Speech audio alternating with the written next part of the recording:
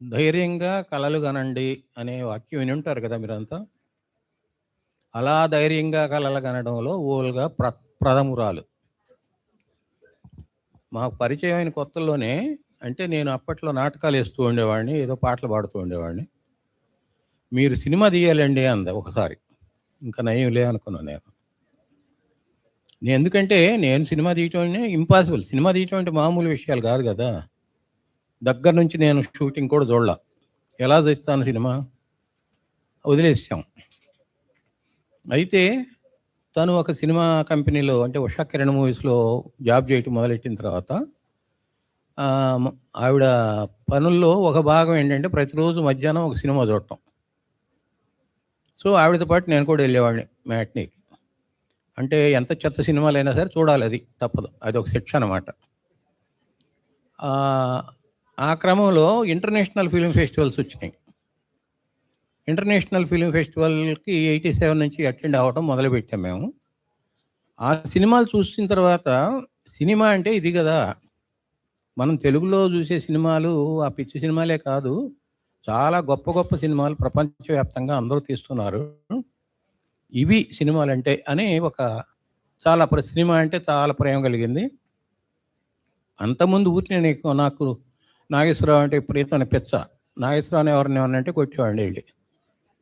అయితే అట్లా కాదు, ఇలాంటి ఇంటర్నేషనల్ ఫిలిమ్స్ కూడా ఉన్నాయి అనేది తెలిసిన తర్వాత మేము 1990లో కలకత్తా ఫెస్టివల్కి వెళ్ళాం.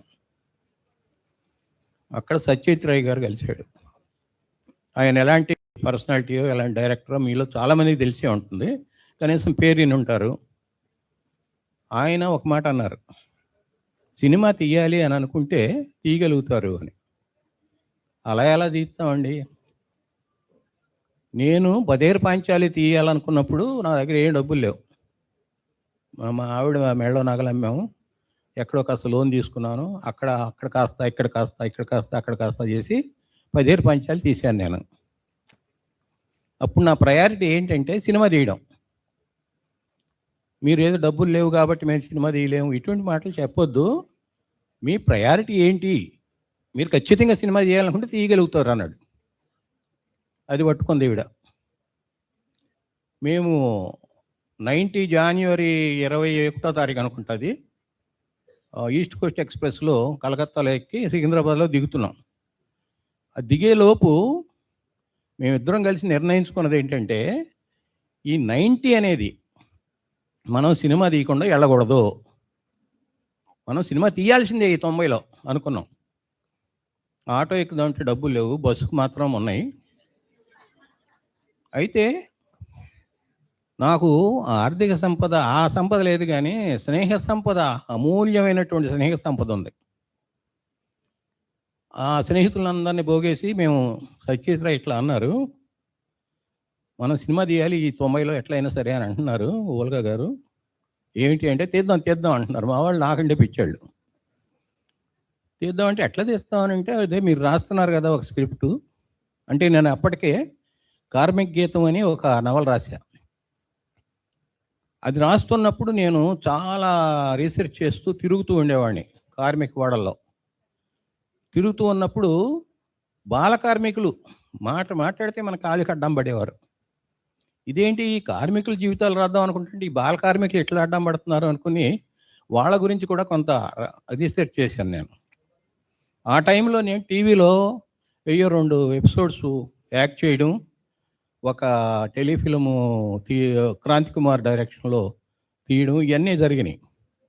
నాకు అనిపించింది ఈ బాల కార్మికుల గురించి నవల రాస్తే చాలా తక్కువ మంది చదువుతారు. ఎవరికి కావాలి అది? బాల కార్మికులు అంటేనే అసలు పెడతారు, దాని నవల ఎవడు చదువుతాడు? దానికంటే ఏదన్నా స్క్రిప్ట్గా చేస్తే బాగుండు అని స్క్రిప్ట్ చేశాను నేను. నా ఉద్దేశం ఏంటంటే టీవీ కన్నా కుదురుతుందేమో అని. మా ఫ్రెండ్స్ అంతా ఏమన్నారంటే దాన్ని మనం సినిమా తీద్దాం అన్నారు. అలా అన్న వాళ్ళలో సగం మంది ఇక్కడ ఉన్నారు. రవిమారుత్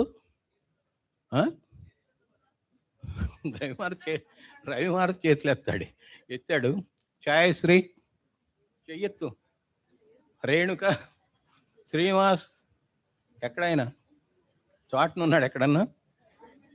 ఇదిగో ఆనందవాణి, ఈవిడ ఈవిడ కూడా వీళ్ళంతా కలిసి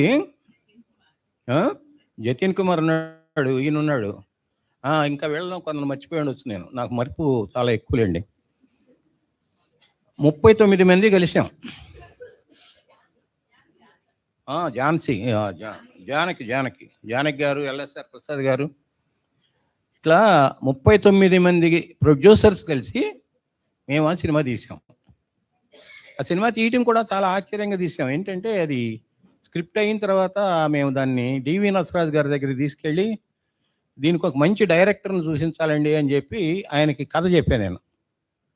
ఆయన కథ విని ఈ కథని తెలుగు సినిమాలో ఉన్న డైరెక్టర్స్ ఎవరిలో సినిమా తీయలేరయ్యా, ఒకవేళ ఎవడన్నా తీస్తే అది చూసి నువ్వు ఆత్మహత్య చేసుకుంటావు, ఆ స్క్రిప్ట్నేమో వాళ్ళు హత్య చేసేస్తారు అన్నాడు. కాబట్టి చేస్తే నువ్వు చెయ్యి డైరెక్షను, లేకపోతే పెట్టే మర్చిపోయాక దాని గురించి అన్నాడు. అంటే నేనెట్ చేస్తానండి, నేను సరిగ్గా షూటింగ్ కూడా చూడలేదు దగ్గర నుంచి అన్న.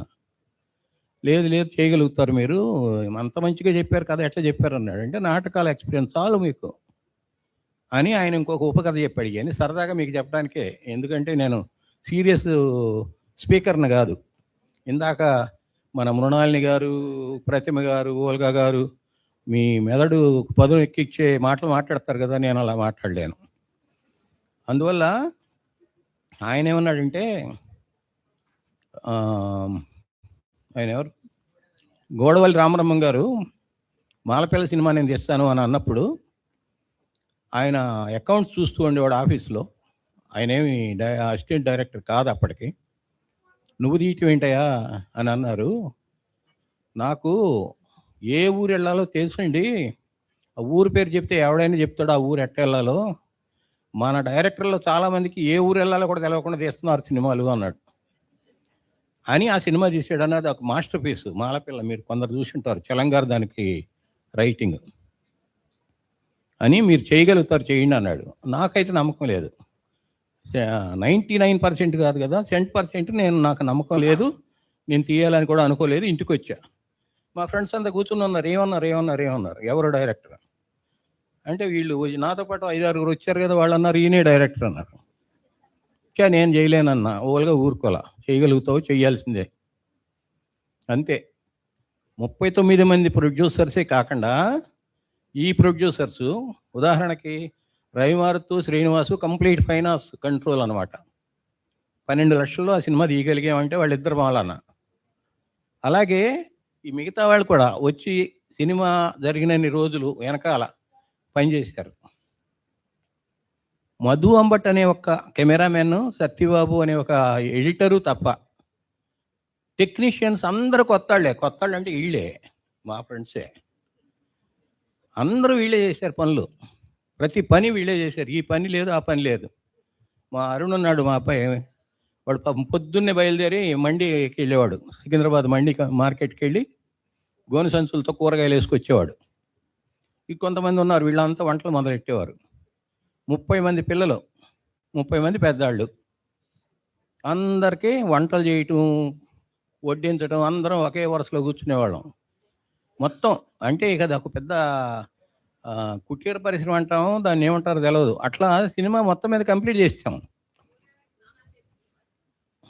ఓల్గా చేయని పనులు ఏమున్నాయిలే. ఓల్గా ఆ పిల్లలందరికీ స్నానాలు చేస్తూ ఉండేది పొద్దున్నే లేచి.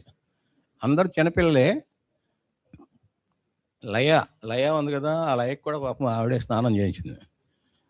అట్లా అందరి పనులు అన్నీ అందరూ చేసేవారు అనమాట. మేము ఇట్లా సినిమా తీస్తున్నామనంటే ఒక పెద్ద ఆయన, చాలా పెద్ద ఆయన అంటే మాకు బాగా గౌరవం కూడా. ఆయన అన్నాడు, ఇది ఒట్టి సాహసం కదా, దుస్సాహసం అన్నాడు. నేను ఇప్పుడు ఆలోచిస్తే నిజంగానే అది పెద్ద దుస్సాహసం, ఎట్లా చేశానంత దుస్సాహసం అనిపిస్తుంది. కానీ చేసాం, 1 monthలో సినిమా చేసేసి దాన్ని రిలీజ్ చేయడానికి చాలా తిప్పలు పడ్డాం అనుకోండి. 1 year తిప్పలు పడిన తర్వాత రిలీజ్ చేస్తే అది పెద్ద థియేటర్స్లో హౌస్ఫుల్ కలెక్షన్స్తో ఆడింది. హౌస్ఫుల్ కలెక్షన్స్, అందరూ స్ట్రీట్ చిల్డ్రన్, చిన్న పిల్లలు, ఎవరు ఒక్క ముఖం కొత్తది లేదు, పాతది లేదు, అందరూ కొత్తాళ్లే. ఆ సినిమా ఎందుకు చూశారు అంతమంది వచ్చి అట్లా అనేది నాకు అర్థం కాదు నాకు, కానీ చూశారు. దానిలో ఒక్క సీన్ గురించి చెప్పేసేసి నేను అది పక్కన పెట్టేస్తా ఇక. అదే ఒక సీన్ చెప్పేసేసి దానిలో ఒక రైలు స్టేషన్లో ఒక పిచ్చమ్మాయి తిరుగుతూ ఉంటుందన్నమాట. యువతి పిచ్చమ్మాయి, పగిలి దాని పేరు. ఆ పగిలి తిరుగుతూ ఉంటే కొన్నాళ్ళకి ఆ అమ్మాయికి గర్భం వస్తుంది. ఆ పగిలికి గర్భం వస్తుంది, ఎవరో రేప్ చేశారనమాట. అది పిల్లనికనే ప్రాసెస్ చాలా భీకరంగా ఉంటుంది. ఒక ముసలావిడ, ఇద్దరు చిన్నపిల్లలు కలిసి ఆ అమ్మాయికి డెలివరీ చేస్తారు. అది మొత్తం 4 minutes నేను చిత్రీకరించాను. తర్వాత నేను అనుకున్నాను, థియేటర్లో ఇది చూస్తూ మన హైదరాబాద్ ప్రేక్షకులు పిచ్చి పిచ్చి కేకలేస్తారు, ఈలలేస్తారు, ఎట్లాగా అనుకున్నాను. అది నాకు పెద్ద పరీక్ష అనుకున్నా. ఏమైనా కానీ సినిమా రిలీజ్ చేయడం కోసం అని చెప్పి తిప్పలు పడుతూ ఉంటే ఒక పెద్ద ఆయన దగ్గరికి వెళ్ళా, ప్రొడ్యూసర్ దగ్గరికి. ఆయన డిస్ట్రిబ్యూట్ చేస్తానని చెప్పాడు. చెప్పాను, ఒక పని చేయండి, నేను చేస్తాను డెఫినెట్గా, మీరు చెప్పిన సబ్జెక్ట్ బాగుంది, కొత్తగా ఉంది. ఆ పగిలి డెలివరీ సీన్ తీసేసి రేప్ సీన్ పెట్టండి 4 minutes అన్నాడు. అంటే నాకు అనిపించింది, అంటే ఆ పగిలి డెలివరీ సీన్ ఎందుకు పెట్టాను 4 minutes? అంటే దిక్కుమొక్కు లేకుండా తిరిగే ఒక పిచ్చి అమ్మాయిని కూడా వదలకుండా వీళ్ళు రేప్ చేస్తున్నారు. ఎంత దారుణం ఇది! చూడండి, ఆ అమ్మాయికి కన్నడం అంటే ఏంటో తెలియదు, పిల్ల అంటే ఏంటో తెలియదు, డెలివరీ ఏంటో తెలియదు, ఏదీ తెలియదు. ఓ అని ఏడుస్తుంది. 4 minutes తెర మీద ఆ అమ్మాయి ఏడవటమే. అది చూసి కొంతమంది కన్నా మనసు కరుగుతుంది, కనీసం అటువంటి వాళ్ళ జోలికి వెళ్ళరు అని అనుకున్నాను నేను. మా ప్రొడ్యూసర్ గారు ఏమన్నాడంటే, ఆ డిస్ట్రిబ్యూటరు, రేప్ చూపించండి బాగుంటుంది, అప్పుడు అందరూ చూస్తారు అన్నాడు. నేను అన్నాను, అందరూ చూడటం కోసం, రేపు చేయటం కోసం కాదండి, ఇది రేప్ చేయకుండా ఉండటం కోసం ఈ డెలివరీ సీన్ పెట్టాను, అది మార్చడం అనేది ఇంపాసిబుల్ అని చెప్పేసి తర్వాత 1 year స్ట్రగుల్ పడ్డామండి. స్ట్రగుల్ పట్టడం అంటే ఏమీ లేదు, పెద్ద బాక్స్ ఉంటుంది కదా, ఆ బాక్స్ నెత్తి మీద పెట్టుకుని మద్రాసు వీధుల్లో తిరిగా నేను దాన్ని రిలీజ్ చేయటం కోసం. చివరికి మళ్ళీ రవి గారును ఇంకా కొందరు కలిసి దాన్ని మళ్ళీ రిలీజ్ చేయడం కోసం కొంత మళ్ళీ ఫండ్స్ ఇచ్చేసి విపంచాన్ని పెట్టారు, పెట్టి రిలీజ్ చేసాము. రిలీజ్ చేస్తే పెద్ద పెద్ద థియేటర్లు, సికింద్రాబాద్లో ఓడియన్ అంటే తెలుసు మీ అందరికి, విజయవాడలో దుర్గా కళామందిరం అంటే తెలుసు, అటువంటి పెద్ద థియేటర్స్లో రిలీజ్ చేశారు. హౌస్ఫుల్ కలెక్షన్స్తో 1 week ఆడింది, ఇంకా ఆడబోతుంది, తీసేశారు. అదేంటండి అంటే, ఘరానా మొగుడు వచ్చి ఈ పిల్లలను ఒక్క తన్ను అన్నాడు, వీళ్ళు వెళ్ళిపోయారు. ఘరానా మొగుడు కోసం డేట్స్ ఫిక్స్ అయి ఉన్నాయి, ఈ 1 week కోసమే మేము రిజర్వ్ చేసామన్నారు వాళ్ళు. ఇక మా బాధ కాదు, సరే వేరే చోట ఆడింది. నేషనల్ టీవీలో 2 సార్లు వచ్చింది, మామూలు టీవీలో 10 సార్లు వచ్చింది. అది కాకుండా దానికి నేషనల్ అవార్డ్స్ వచ్చినాయి, 3 నేషనల్ అవార్డ్స్ వచ్చినాయి. అంటే ఆ నేషనల్ అవార్డు కూడా మా దానిలో నటించినటువంటి కుర్రాడు, తెలంగాణ కుర్రాడు, చిన్నాడు అనమాట, సంతోష్ రెడ్డి, వాడికి వచ్చింది. వాడికి కాంపిటీషను ఇంకొక ఇద్దరు వచ్చారు. ఒకడేమో అగంతక్లో సచిత్ర ఫిలింలో బాలనటుడు, ఇంకొకడేమో మంజునాథ్ అని అతను, మన మీ అందరికీ తెలుసు. వీళ్ళ ముగ్గురి మధ్య పోటీ గడిచి మా వాడికి ఇచ్చారు అవార్డు. అది మేము చాలా హ్యాపీగా అయ్యామన్నమాట. అంటే ఏ ఎక్స్పీరియన్స్ లేకుండా ఈ పిల్లలందరూ యాక్ట్ చేస్తే, ఇటువంటి సబ్జెక్ట్ తీసుకుని చేస్తే బ్రహ్మాండంగా ఆడింది కదా, జనం కూడా చాలా బాగా చూశారు అని చెప్పి మేము చాలా ఉత్సాహపడ్డాము. చాలా బాగుంది. దానిలో పాటలన్నీ ఓల్గా రాసింది. బాలలందరూ ఒకటేనా, బాల్యం ఎక్కడ నిజమేనా, ఆ పాట పాడాలంటే నాకు ఏడుపు వస్తుంది, పాడలేను.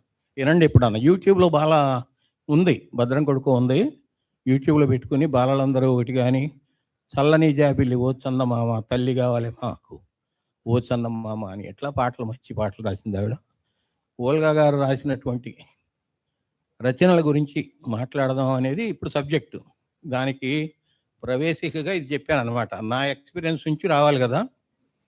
ఆవిడేంటంటే మంచి నవలలు రాస్తుంది, చాలా మంచి పేరు వస్తుంది. మామూలు వాళ్ళు కూడా కనెక్ట్ అవ్వాలి. నవలలు చదవని వాళ్ళకి కూడా వెళ్ళాలి మన మెసేజ్. ఎలా వెళ్ళాలి అనుకుని, సరే కొన్ని సబ్జెక్ట్స్ ఏమో బాలల కోసమే చేసాం కొన్ని. 3, 4, 5 సినిమాలు. ఒకటి హిందీలో చేశాను ఒక సీరియల్. అది కాకుండా ఒక 4 సినిమాలు తెలుగులో చేశాను. వాటిలో మీరు కొన్ని చూసి ఉండొచ్చు, కొన్ని చూసి ఉండకపోవచ్చు. గులాబీలు అనేది ఇప్పుడు కూడా ఉంది యూట్యూబ్లో. పాత నగరంలో పసివాడు, అమూల్యం, ఇట్లా ఉన్నాయి కొన్ని. వీటన్నిటికీ కూడా చాలా చక్కటి డైలాగ్స్ రాసింది, స్క్రిప్ట్ రాసింది ఆవిడ. ఎందుకు చేసామంటే మేము దానికి కూడా ఒక ఇది ఉంది. మామూలుగా అయితే పిల్లలు నేర్చుకోవడానికి ఒకప్పుడు తాతలు, అమ్మమ్మలు, నాయనమ్మలు ఇళ్లలో ఉండి కాస్త ఏదో ఒకటి మంచి చెడ్డ చెప్తూ ఉండేవారు. ఇట్లా అయ్యా అట్లా అయ్యా అని కథలు చెప్తూ ఉండేవారు. రకరకాల కథలు వింటూ ఉండేవారు పిల్లలు. ఇప్పుడు ఒకళ్ళో ఇద్దరు పిల్లల్ని కనడం, వీళ్ళేమో విపరీతమైనటువంటి బిజీగా ఉండటం, ఆ పిల్లలేమో ఏం చేయాలో తెలియక హోంవర్క్లు చేసుకుంటూ అట్లా గోనిగా ఉండిపోవడం. వాళ్ళకి ఎవరు మంచి చెడ్డ చెప్పేవాళ్ళు కూడా లేరే. కొన్ని వాల్యూస్ అన్నా వాళ్ళకి చెప్పాలి అనుకుని ఒక్కొక్క వాల్యూ తీసుకున్నాం. ఇతరులకి మనం మంచి చేస్తే మనకి మంచి జరుగుతుంది అనేది ఒకటి. అలాగే రకరకాల విషయాలు తీసుకున్నాం, దాన్ని ఒక స్క్రిప్ట్ చేయటం, దాన్ని సినిమా చేయడానికి కొంతమంది ఫ్రెండ్స్ పోగవటం ఎప్పటికప్పుడు. ఇప్పుడు పాతనగర పసివాడు 8 మంది కలిసి చేసాం. అమూల్యం అనేదేమో చిల్డ్రన్ ఫిల్మ్ సొసైటీ వాళ్ళతో ఇదయ్యి చేసాం. గులాబీలు ఇంకెవరో కొంతమంది ఫ్రెండ్స్ వచ్చి చేశారు. ఇట్లా ఎప్పటికప్పుడు ఏదో చేస్తూ ఉన్నాం. తర్వాత కొన్ని షార్ట్ ఫిల్మ్స్, ఆవిడ షార్ట్ ఫిల్మ్స్ చాలా రాసింది. ఆవిడ కథలన్నీ నేను ఒక సుమారుగా ఒక 15 దాకా ఫిల్మ్స్ చేశా. అవి అన్నీ చూపించాం. రకరకాల ఆర్గనైజేషన్స్ ద్వారా, లోకల్ టీవీ ఛానల్స్ ద్వారా టెలికాస్ట్ చేయించి చూపించాం. ఒక పెళ్లి కథ అని చెప్పి ఆ మధ్య ఒక సినిమా చేస్తే అది 1 hour ఫిల్ము. అది హైదరాబాద్లో ఉన్న అన్ని సరే మన ఉమెన్ కాలేజెస్లో చూపించాం. అంటే మీరు చదువుకోండి, హడావిడి పడి పెళ్లి చేసుకోమాకండి, ఫస్ట్ చదువు, తర్వాత మీరు పెళ్లి గురించి ఆలోచించండి. చదువు మానేసేసి పెళ్లి చేసుకుంటున్నారు, ఏదో సంబంధం వచ్చిందని చేసేసుకుంటున్నారు, తర్వాత తిప్పలు పడుతున్నారు. అట్లా వద్దు అని అది కథ అనమాట. అది అట్లా ఆవిడ రాసిన కథల్లో చాలా తీసా. సారీ నసీమా, సారీ జాఫర్ అని అద్భుతమైన కథ ఒకటి రాసింది ఆమె. అది ఒక 1.5 hour ఫిల్మ్ చేశాను నేను. అది చాలామంది చూశారు. ఎప్పుడు రెగ్యులర్ చూపిస్తూ ఉండేవాళ్ళం అనమాట. ఈ మామూలుగా చిన్న చిన్న వీటి పెట్టి మీటింగ్స్లో కానీ, లేకపోతే కాలేజెస్లో కానీ, స్కూల్స్లో కానీ చూపిస్తూ ఉండేవాళ్ళం. ఇట్లా ఎన్నో చేసింది ఆమె, రాసింది. సీరియల్స్ ఇది అయిన తర్వాత, సినిమాలు అయిన తర్వాత తోడు ఒకటి, తర్వాత మొన్న వచ్చిన ఒక మంచి ప్రేమ కథ. ఈ రెండింటి గురించి మన వాళ్ళు ఇద్దరు మాట్లాడతారు మెయిన్గా. అయితే వీటన్నిటిలోనూ కూడా ఎంత చక్కటి డైలాగ్స్ ఉండేయంటే సినిమాల్లో కానీ, షార్ట్ ఫిల్మ్స్లో కానీ. వేరే సీరియల్స్ దగ్గరికి వచ్చేసరికి ఆవిడ ఇక నా ఇంకెంత కోపంగా చూసేదో చెప్పడానికి లేదు. ఎందుకంటే ఆ రోజు వస్తే టీవీలో ఇంకా మళ్ళీ ఆ చూసిన వాళ్ళే చూస్తారు, తర్వాత ఉండదు. అది తన శ్రమంతా వృధా అయిపోయింది అనుకుంటుంది ఆవిడ.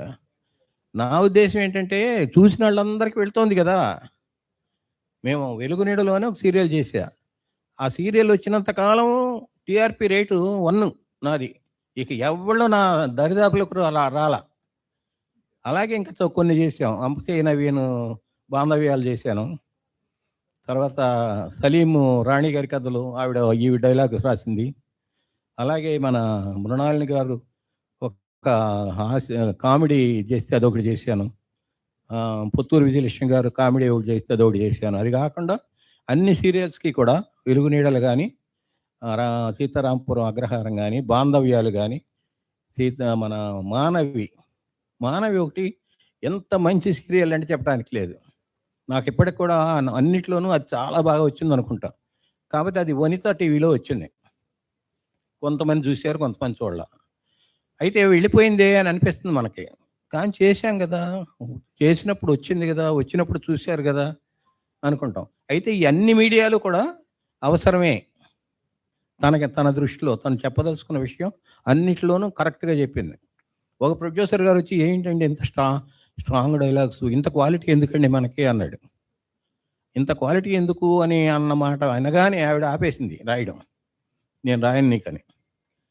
రాయలేక. అంటే క్వాలిటీ లేకుండా రాయాల్సిన అవసరం లేదు మనకి. మనం రాసేదేదో క్వాలిటీతోనే రాయాలి. ఒక ప్రొడ్యూసర్ వచ్చి నాతో ఇన్ని ఇది చేస్తున్నారు ఏంటండి, ఒక్క సీన్కి మీరు 125 కట్స్ ఇచ్చారు, వేరే దూరదర్శన్లో ఒకే ఒక్క కట్లో ఒక సీన్ అయిపోయిందండి అన్నాడు. ఒక సీన్ ఒక కట్లో వేయటానికి డైరెక్టర్ ఎందుకండి, కెమెరామెన్ కూడా అక్కర్లేదు, అసిస్టెంట్ ఉంటే చాలు. కెమెరాని అక్కడ పాతేసి వాళ్ళిద్దరిని డైలాగ్ చెప్పమని చెప్తారు, దూరదర్శన్ అట్టాగే అవుతుంది, అట్లా చేయమంటారా అన్న. అలా కాదండి అన్నాడు. అలా కాదు, నీకు క్వాంటిటీ ఇస్తున్నా, ఎంత కావాలంటే అంత. 25 మినిట్స్ కావాలన్నాడు పర్ డే, 45 మినిట్స్ ఇస్తున్నాం. ఇంకా ఏంటి నీకు క్వాంటిటీ ఇస్తున్నాను, నా క్వాలిటీ నేను చూస్తున్నాను అని అంటే, అట్లా కాదండి అన్నాడు. వెంటనే నేను ఆ సీరియల్ మానేశాను. ఆయన చేయమన్నా చేయలా. ఎందుకంటే రోజుకి 7,000 రూపాయలు ఇచ్చేవాడు నాకు. ఈవెన్ 10,000 కూడా వచ్చేది ఒక్కోసారి. అది అంటే దాదాపు నాకు ఒక 5-6 లక్షల రూపాయలు వచ్చేదన్నమాట ఒక 6 నెలలు చేస్తే. చేయను అని మానేసా. ఆవిడ కూడా అంతే మానేసింది. డబ్బుల కోసం ఎప్పుడు చేయలేం మనం, క్వాలిటీ కోసమే చేసాం, మంచి విషయాల కోసమే చేసాం. అట్లా సీరియల్స్లోకి వచ్చాం. తర్వాత మేము ఈ క్లాసికల్ డ్యాన్సెస్ అని చూస్తూ ఉంటాం. చాలా యదువంశ సుధాంబుది చంద్ర అని అతను 10 సార్లు పాడుతూ ఉంటారు, ఆ అమ్మాయి 10 సార్లు యాక్ట్ చేస్తూ ఉంటుంది. మనం 10 సార్లు ఎంతో తన్మయత్వంతో చూస్తూ ఉంటాం. ఈ ఫార్మెట్ను మనం వదిలిపెట్టేస్తున్నాం ఎందుకు అంది ఈవిడ. అంత ఆ స్ట్రాంగ్ డైలాగ్స్ మనం చెప్పలేం కదా, మనం రాయలేం కదా అనుకుంటే, ఎందుకు రాయలేం అనుకుంది. టక టక టక టక రాసి పడేసింది. 3 డ్యాన్స్ డ్రామాలు రాసింది. యుద్ధము శాంతి, లక్ష్మణరేఖ, ద్రౌపది. ఈ 3 యుద్ధము శాంతి అయితే కనీసం ఒక 200 చోట్ల ప్రదర్శించాం, అన్ని సిటీస్లోను. హైదరాబాద్లో ప్రతి థియేటర్లోనూ వేసాం, ఖమ్మంలో కూడా వేసాం, ఖమ్మంలో 2 సార్లు వేసాం. లక్ష్మణ్ రేఖ కూడా అంతే, చాలా చోట్ల వేసాం. ద్రౌపది మాత్రం ఎవరికో రాసి ఇచ్చింది ఆవిడ వేసుకుంటాను ఎప్పుడన్నా వీలున్నప్పుడు. అయితే ఇవి దానిలో ఉన్నటువంటి పాటలు ఎలాంటి పాటలు ఇవాళ సాయంత్రం వింటారు మీరు. కొన్ని ఒక 6 క్యారెక్టర్లు పాడతాయి సాయంత్రం. ఇందాక స్వాగతం కూడా ఆవిడే రాసింది, రవీంద్రనాథ్ ఠాగూర్ దాన్ని కూడా ఆవిడే ట్రాన్స్లేట్ చేసింది. మార్నింగ్ వచ్చినాయి 2 పద్యాలు, ఇవాళ ఈవినింగ్ వచ్చే డ్యాన్స్ డ్రామా కూడా ఆవిడ రాసిందే, చాలా బాగా వస్తుంది. ఈవిడను మృణాలిని గారు మాట్లాడారు దానిలో వీళ్ళలాగా. సరే, అది చాలా బాగుంటుంది. నేను చెప్పదలుచుకుంది అయిపోయిందేమో కదా, హోల్గా అయిపోయింది. ఎక్కువైందా? ఎక్కువైంది అంటుంది ఆవిడ. ఓకే, ఉంటాను.